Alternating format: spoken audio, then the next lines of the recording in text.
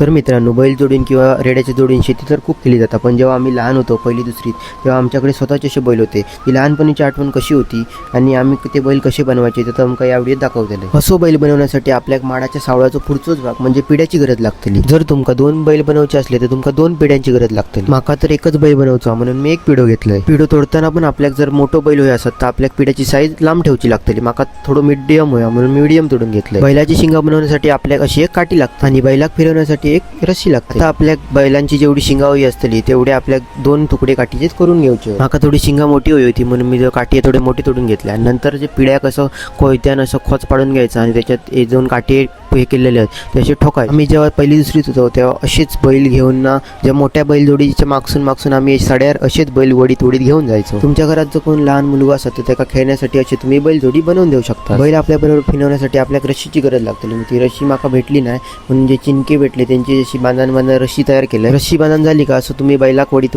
खय फिरा शकता. आजचा व्हिडिओ कसं वाटलो आणि तुमका थोडं जरी आवडलं असेल तर कमेंट सेक्शनमध्ये नक्की सांगा. चॅनल बनवले असेल चॅनल नक्की सबस्क्राईब करा, लाईक करा आणि मित्रांसोबत जास्तीत जास्त शेअर करा.